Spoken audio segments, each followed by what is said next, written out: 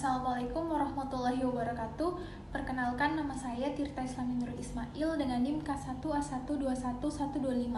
Pada video kali ini, saya akan memaparkan mengenai Tridacna itmabo. Secara global, ada 12 jenis kima atau tridacna yang telah diidentifikasi. 8 jenis diantaranya ditemukan di perairan Indonesia. Nah, Tridacna itmabo ini atau nama lokalnya yaitu Tridacna kimabo ini merupakan spesies baru yang ditemukan di Indonesia, lebih tepatnya di perairan Toli-Toli, Sulawesi Tenggara pada tahun 2011 dan ditetapkan sebagai spesies baru oleh John Lucas, peneliti raksasa dari Australia pada tahun 2013. Baik, pertama-tama saya akan menjelaskan mengenai morfologi dari Tridacna kimabo ini. Bisa dilihat pada gambar. Tridacna kimabo ini memiliki mantel yang tidak terjulur keluar, memiliki lubang birus yang sempit, dan cangkang dari Tridacna kimabo ini memiliki lengkungan yang kurang berkembang dan tidak bersisik. Oke, habitat dari Tridacna kimabo itu sendiri, spesies ini biasa sering dijumpai di sekitar daerah terumbu karang. Nah, untuk penyebaran atau pendistribusiannya, karena spesies Tridacna kimabo ini pertama kali ditemukan di perairan Toli-Toli, Sulawesi Tenggara, maka penyebaran atau pendistribusiannya dimulai dari daerah tersebut, yakni perairan Toli-Toli, Sulawesi Tenggara. Mengenai dari adaptasi Tridacna kimabo, jumlah dari suatu jenis atau kepadatan jenis suatu kima dipengaruhi oleh kemampuan kima tersebut untuk beradaptasi dengan lingkungan di sekitarnya, sehingga faktor lingkungan sangat menentukan populasi kima yang ada, di mana lingkungan yang masih alami dalam artian kondisi perairan tanpa adanya pencemaran dan aktivitas manusia akan mendukung kelestarian populasi kima.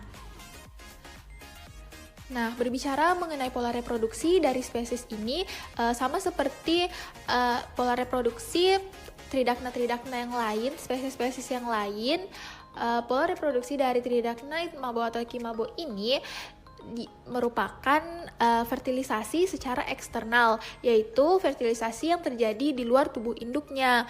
Nah, mekanisme pembuahannya, pertama-tama sel sperma itu disemprotkan oleh indukan ke perairan, kemudian disusul oleh sel telur yang juga dikeluarkan pada perairan. Nah, setelah sama-sama dikeluarkan, maka terjadilah fertilisasi di perairan tersebut, khususnya tentu saja di luar dari tubuh induknya. Bisa dilihat pada gambar. Di sini ada gambar saat kima sedang mengeluarkan spermanya. Melangkah pada manfaat ekonomi. Tridacna ini adalah jenis spesies yang memiliki nilai ekonomis yang sangat tinggi.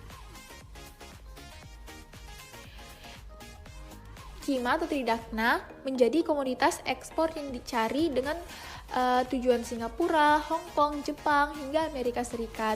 Di Indonesia, walaupun biota ini dilarang untuk diambil dari alam, namun pemanfaatannya masih tetap berlangsung. Hal ini bisa dilihat di berbagai tempat, khususnya di wilayah pesisir. Masih banyak ditemukan cangkang-cangkang dari spesies ini, baik yang menumpuk di rumah penduduk untuk digunakan sebagai bahan bangunan seperti fondasi, penimbunan lahan kosong, juga banyak ditemukan untuk dijadikan bahan souvenir dan cenderamata. Baik, pertama saya akan menjelaskan mengenai manfaat ekologi. Kima ini memiliki peran yang sangat vital bagi kehidupan bawah laut. Tubuh dari kima atau Tridacna ini berperan sebagai penyaring alami air laut agar tetap bersih dan jernih. Saat proses mengambil makanan, kima akan membuka mulutnya dan menyedot air laut yang mengandung plankton. Air laut tersebut akan disaring dalam tubuh kima. Kemudian, hasil penyaringan berupa air jernih akan dikeluarkan kembali setelah bersih dari hewan mikro. Air laut yang mengandung zat berbahaya seperti logam berat juga disaring oleh kima. Nah, Dari manfaat ini, Kima sering dijuluki sebagai pahlawan laut. Tanpa Kima atau Tridakna ini, bisa saja laut kita akan menjadi kotor, bahkan rusak. Wah, ternyata Tridakna atau Kima ini bisa dimakan loh. Tidak kalah dengan daging hewan darat, kandungan gizi dari kerang Kima ini juga kaya akan protein yang berguna bagi tubuh. Bahkan, bagi kultur masyarakat Bajo, daging dari spesies ini dipercaya bisa memperbanyak air susu bagi wanita yang baru melahirkan.